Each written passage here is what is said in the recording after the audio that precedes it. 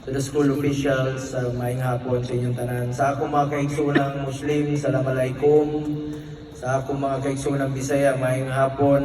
Sa mga kamayo, matigamay ini, jutay lang, taga Lupon man ko. Huwag akong lola, lim diha sa Lupon. Itunan yun may unsahon pagstorya o kamayo. Matigamay, pagtumo kanak, di matigam ni. Ganina, gikan ko sa Technopark, naghatag kong tabang sa dahikan sa mga disabled, solo parents, sa mga fish vendor, sa mga indigents diri sa Mati. O karong adlaw, paingon po mi sa opening sa basketball tournament kay chairman ko sa Committee on Sports. Akong gina-advocate yun ang sports, no? It's one way po na labanan natin ang illegal na droga. Ayaw ko pong masayang yung inumpisahan ni dating Pangulong Duterte na labanan po ang illegal na droga at ang kriminalidad. Kaya through sports naman po itong akin. Iniinganyo ko po mga kabataan to get into sports, stay away from drugs, to keep us healthy and fit. Ngayon, maraming nagpasalamat kanina. Sir, salamat. Salamat kayo sa Malasakit Center. Salamat sa mga Super Health Center.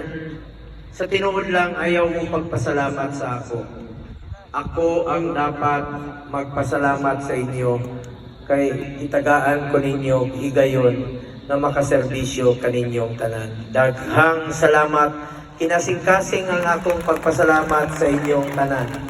Sa mga kababayan ako dere sa Davao Oriental, akong lulog-lula dere nagilubong sa Lupon. Dere gyud mi, nitibog gyud mi dere sa Davao Oriental. Ug ako ang first nga senator sa history sa Pilipinas nga gikan sa Davao Oriental. Sa mga ako rin singit sa mga estudyante, malay ninyo pagdating ng panahon, kayo rin po ang maging senador ng bayang ito. Isa lang po ang may papayo ko sa inyo, mahalin niyo po ang ating kapwa Pilipino. Hindi kayo magkakamali. Magmalasakit tayo sa ating kapwa Pilipino. Hindi po tayo magkakamali dyan. Gawin lang po natin parati ang tama. At yan po ang natutunan ko kay dating Pangulong Duterte. Gusto ko munang pasalamatan ngayong araw na ito ang ating mga school officials headed by Dr. Roy Ponce, ang ating University President ng Davao Oriental State University. Palakpakan po natin. Hindi ko na lang po isa-isahin lahat. Bibilisan ko na lang, no? Medyo hapon na. Dr. Edito Sumile, ating President Emeritus. Dr. Cheryl Bautista, VP for Academic. Dr. Roy Padilla, VP for Admin.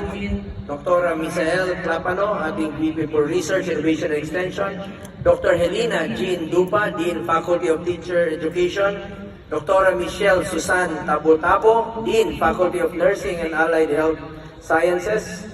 Dr. Rex Aparicio, Dean Faculty of Governance, Business and Management. Dr. Emmanuel Barbas, Dean Faculty of Computing Data, Sciences, Engineering and Technology. Dr. Eleanor Vilela, Dean Faculty of Agriculture and Life Sciences. Dr. Roque Langkoy II, Chancellor.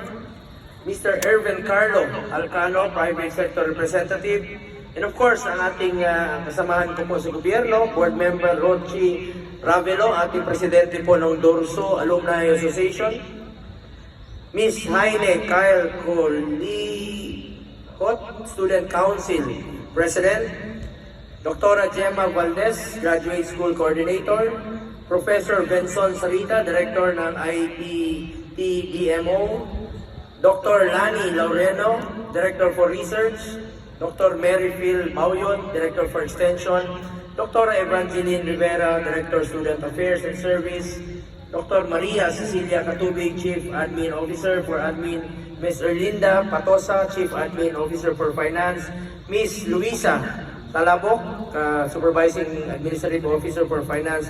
Mr. Diego Tan, Ms. Maida Santos, Director po ng University Library Services. And of course, ang aking isa sa aking nahangaan na kongresista natin noon, ang aking kaibigan po, kasama pa ito ni dating Pangulong Duterte at isa rin po sa nag-sponsor ng inyong universidad dito, ang ating former Congresswoman Telma Almario. Palakpakan po natin. Ma'am, salamat po. Founder po yan. Thank you, ma'am. Ang ating, of course, Mayor Michelle Rabat, represented by Councilor Tara Rabat. Gaita, palakpakan po natin. Ma'am, Regional Director Anthony Sales, represented by Provincial Director Mirasol Domingo. Kamag-anak ko to si ma'am eh. Mirasol Domingo, Guren. At Bisaya man ko nga